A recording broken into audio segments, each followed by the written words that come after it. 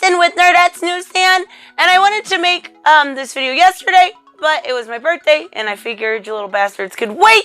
So I do want to talk about the Watchmen episode 3 that came on Sunday night. But before, I am going to go through the episode, and at the end of the video, I want to talk a little bit of theories, because I'm pretty sure I figured this out already. But getting into initially what I want to talk about right now is Damon Lindelof. Now, he did a podcast after the episode on Sunday, and I think I've got this dude pegged down pretty much to a science. He is one of those guys that basically walks up, introduces himself, and apologizes for who he is. He's like, "Hi, I'm Damon Lindelof. I'm sorry I was born male and white." Like, this dude apologizes for everything. He apologizes for making this series. He apologizes for his race. And he apologizes for anything he hurt Alan Moore's fifis on. Like, Alan Moore didn't want anything to do with this. Get over it and make it and be strong in your convictions. But quit treating every single interview and podcast like they're your therapy sessions, Damon. My God. In the one part of the podcast, he said, if white people figured out about a black utopia, they would burn it down. And he got really into Ta-Nehisi Coates. Right after the Charlottesville, the Unite the Right rally that went on and all of that, started reading The World Between the World and Me. So, he started, that's when he started apologizing for being white. Like, come on, dude. You're like, the biggest beta male I've ever seen. But just from that podcast alone, I've got this down to a science, buddy. You are so readable. Anyways, we'll get into the episode, then I'll get into my theories. So, it basically opens up, and we get the best character so far. We get to see Jean Smart, who I absolutely adore. She was great in Legion, as Laurie Blake. And the episode's called She Was Killed by Space Junk. And we open up and we see Laurie talking to a phone booth. Basically, the phone booth transmits what she's saying to Mars, where Manhattan is, and she's talking to John. This is an ongoing commentary throughout the whole episode, so we'll go back and forth between it. But she first, she's like, I'm going to tell a joke. Comedian's daughter's going to tell a joke. Like, okay. So she starts off with a story about a bricklayer. He's a master bricklayer, and he's going to pass his craft on to his daughter, right? Well, she gets it all done, and there's one brick left, and he starts tearing it apart, and she's like, okay, well, I know what to do. And then she's like, I don't remember the rest of the joke, but it's foreshadowing. You'll see. So we get to see her go to this bank, and there's a stick up, right? She's gonna rob the bank. No, it's all a setup, but they catch this very Batman-esque vigilante. They're trying to set him up. Mr. Shadow is his name, even, for this anti-vigilante act. That's who she's working for. She's working to bring the vigilantes in, I guess so. She shoots him, and everybody's kind of just like, what? Like, I wondered who this guy was last time. I'm like, if this is their night owl, I'm going to be a little worried. Luckily, it wasn't, but they were like, how did you know his body armor would, be able to not worry about those bullets? She's like, oh, yeah, I totally knew that. But we basically get to see her go home then. And we keep seeing this suitcase, which will basically we'll get to that at the end.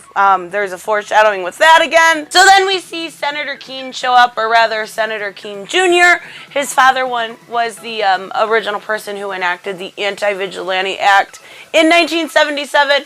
We find out he's going to eventually be running for president. And we now know at this point, since I think it was 1992, that they've had the same president. So, she has a little owl. His name is Who. I love the little things they put in here. We even see like a painting in the background from the Watchmen. So, he basically tells her she's going to Tulsa. He knows that the 7th Cavalry didn't kill Judd, but he needs her help to prove this. So, he says, a president can basically pardon anybody, and if you want to get that owl out of his cage, she's gonna do it. She's like, oh fuck, okay. So she's going. We get back to the phone booth and we're gonna start this story about 3 heroes. And it's the continuation of the joke from earlier.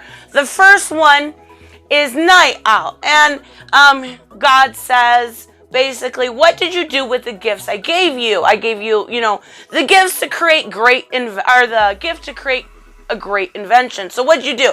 He says, I created a ship. I created weapons to bring peace to my city. And God says, how many people did you kill? He said, well, nobody. I didn't take any lives. He said, oh, you're too soft. Snaps his fingers, and Night Owl goes to hell. So we get to see Lori go into this meeting.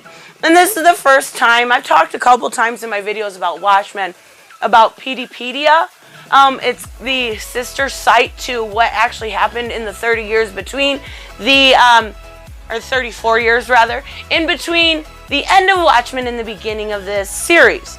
So we get to meet who's behind that, and we get to see this. Basically, they're having a meeting about what's going on in Tulsa, and the guy is such a douchebag. He says, the accommodating white folk are not there when color people prosper. Okay.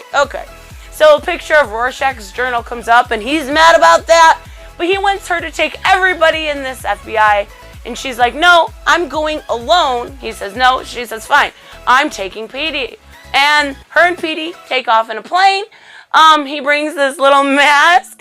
It's kind of cute, but you can tell he's almost like a professional fanboy. Like, he's definitely a fanboy, but he has a PhD in history. He's a smart man. There's things about him to a professional quality, but he's still like, oh my God, Silk Spectre. Like, you can see that. Lori's kind of a jaded bitch, so I mean, I love her. She's the best character so far. But we get to see the Millennium Clock, and they have like a little reference to Lady True, who we haven't met yet, but she is in the future episodes. Like, what we're going to get to know her. So we do see that he's a history major, and we go right back to the phone booth, and we get to hear about hero number 3. And God says, you're really smart. I gave you the gift of being smart. And it's Adrian. And he says, well, what'd you do with those gifts? He says, well, I saved humanity. I dropped a giant alien squid on New York, and everyone is so afraid of it, they stopped being afraid of each other. God says, how many did you kill? He said, well, give or take 3 million. And God says, you're a monster. Snaps his fingers, and he goes to hell. So then we see Lori at an abandoned warehouse. And this is where we get finally the name of the girl who is one of the police officers. I'm like, oh, she's totally cute. Who is she? Well, her name's Pirate Jenny, which is literally, if you Google the Pirate Jenny, the song, it's like, just do it. Just take the time and do it and read the lyrics. My God. And so it's Pirate Jenny and Red Scare. And they have somebody blindfolded and shackled, and she's like, I'm from the FBI. My name's Lori Blake. Are they violating your civil rights? And he's like, yeah, of course they are. I don't know where I am. I don't know what's going on. She's like, I'm sorry. That was a joke. I totally don't care. I'm looking for Looking Glass. So she goes in, and this warehouse is full of people that are suspected of being 7th Cavalry. And they're just all blindfolded. They're just being treated super inhumanely. Whether they are criminals or not, the cops actually doing this are criminal themselves. So she goes into the pod. We get to see her talk to Looking Glass, and she's like, oh, I'm sorry, Wade, and uses his first name. She's like, should I call you Mr. Tillman? Like, she's very obviously using scare tactics with him. And she asks about Judd. She asks about the cattle ranch. Now, I said it in the last episode. I think he's going to be a traitor. But I could be wrong. I don't think I am. But anyways, then she asks about Sister Night, and she's like, oh, that's Angela Abar, right? And Angela's at the funeral. So we basically get to see them go back to this. We get a flash of the motel. And I love the little things they add in there. Like, the motel is called the Black Freighter. And so I love it. And then we get back to the phone booth. So we're going to talk about hero number 3. He thinks he's a god himself. So God says, what did you do with your gifts that I gave you? Or not gifts that I gave you, rather. He had these gifts. He was actually superpowered. So what did you do on Earth? He says, I fell in love with a woman. I walked across the sun. I fell in love with another woman. And I lost hope in humanity. I helped win the Vietnam War. God says, how many people did you kill? He says, it doesn't matter. A living body, whether it's alive or dead, have the same number of particles. So it doesn't matter. And it doesn't matter what you say next, because I know I'm going to hell. God says, how do you know that? He says, I'm already there. And, of course, God snaps his fingers and sends John to hell.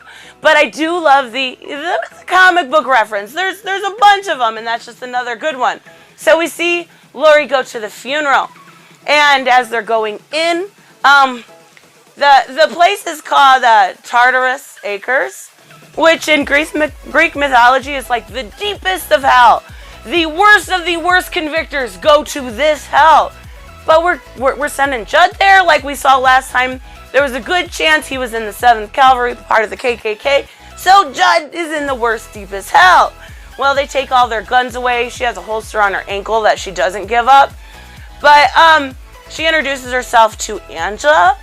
And she's like, I'm not a cop anymore. She's like, oh, I know. Let's just have a coffee. She's like, do you know how you can tell the difference between a masked cop and a vigilante? She's like, no. She's like, me neither. I think it's kind of referencing that these masked cops are literally giving themselves so much anonymity that they're no better than the criminals themselves, the way they treat people. They infringe upon their civil rights, everything. So the funeral commences. The wife talks. Angela talks. Then you hear this clock ticking. And you start to see the person from 7K underground kind of digging through and coming out of this mausoleum. Well, he's got C4 all over him. And this device that's strapped to his heart, so if he's killed, it's going to blow up. Basically kind of ensuring his safety. He goes out and he says, now I feel like this was a little bit set up. Correct me if I'm wrong, but he goes out and he's like, I want Senator Keene. Get over here. You're a race traitor. And he goes over there, no problem whatsoever. Which any good person would do, but it just feels a little off to me. But Laurie shoots the guy. Like, did you think, yeah, she thought he was bluffing, I guess, but she just shoots him. So, it literally starts to detonate. The C4, we hear the clock ticking down, it starts to detonate. Angela basically takes action, throws the body in the grave where Judd was going, and then puts Judd's coffin over top of it. And, yeah, it is kind of crazy. So then we get to finally see Adrian. And now I have my theories about him too, and I'll get to that in a second. So he's working on this suit. Basically, it looks like a shield of armor, but that's not what it is. He's talking to, last time, I kind of went back and forth with this, whether I thought they were androids or clones. I'm pretty sure they're androids, because at one point he says they're incapable of doubt. They're testing this thing, and it comes back and this guy is frozen. The dude, I called it last episode, he's on Mars. Like, he's on Mars with Manhattan. Manhattan and him have come to some sort of agreement that he's on Mars and he's giving him safe haven. So he basically says that he needs thicker skin, and he goes to shoot a buffalo. And you get to see this, like, again, a nice little throwback. You get to see a black freighter flag. But when he shoots the wonderfully done CGI on this buffalo, and some man shoots at his feet, basically, and we come to find out his name's the Game Warden. So he gets a letter from him, again, another Black Freighter reference, with the letter, I don't know what that little thing's called, but it's like, what, yeah, seal the envelope with, whatever. But it says, basically, we agreed upon rules. In this letter it says, we agreed upon rules of your captivity, and you're going against them. If you keep doing this, there will be grave consequences. Next time the shot won't be at your foot. Consider this your first and last warning. Sincerely, the Game Master, basically. He types up a letter, or has his lady friend type up a letter back to him, and he's like, you seem to think I'm up to some sort of criminal activity, like a Republic serial killer.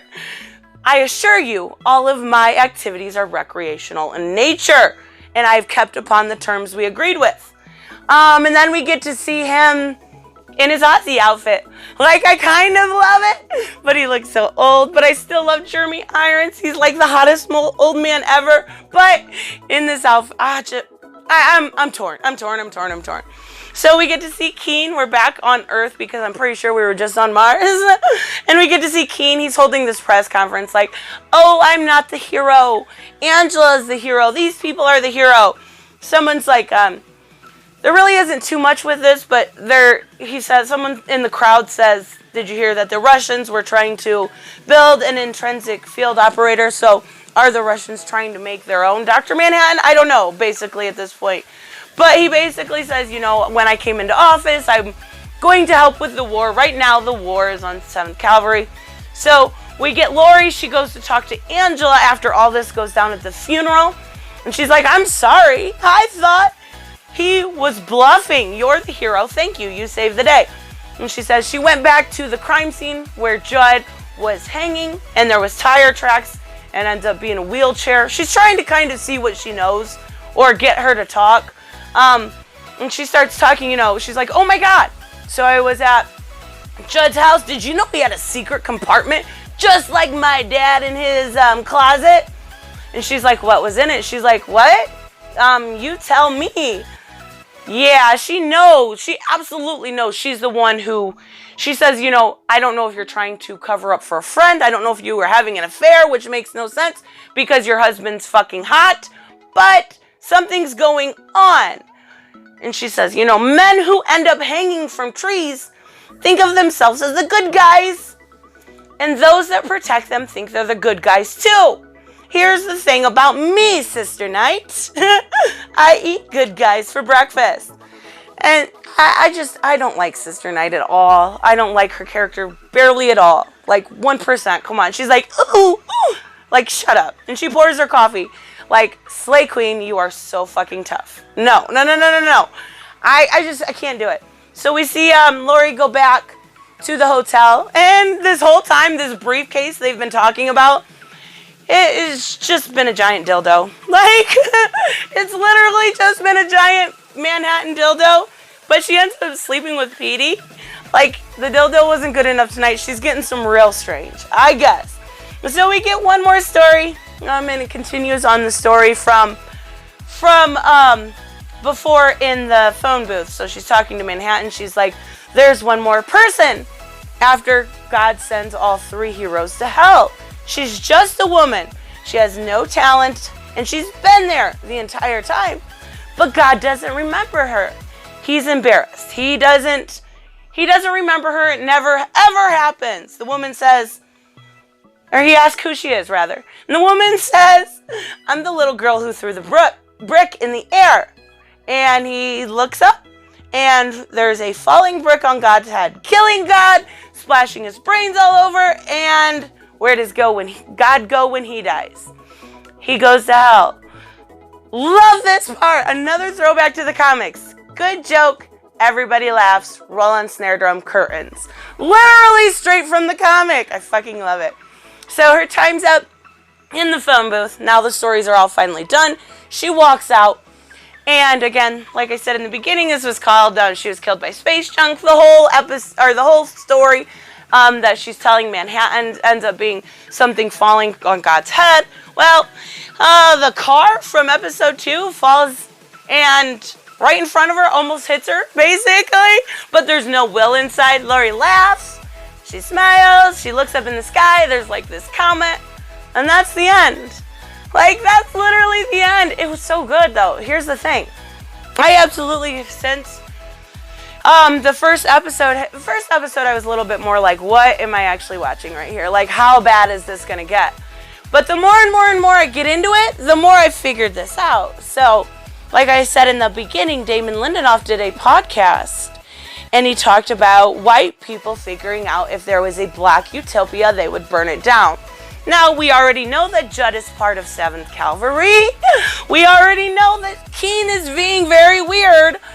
And I have a feeling that by the end of this is my theory, I could be completely wrong. Obviously, you know my theory on Manhattan and Adrian being together on Mars. My theory is that everybody that's a bad guy in this is going to be white. And I hate to say that because I wish they weren't disrespecting Watchmen legacy this way.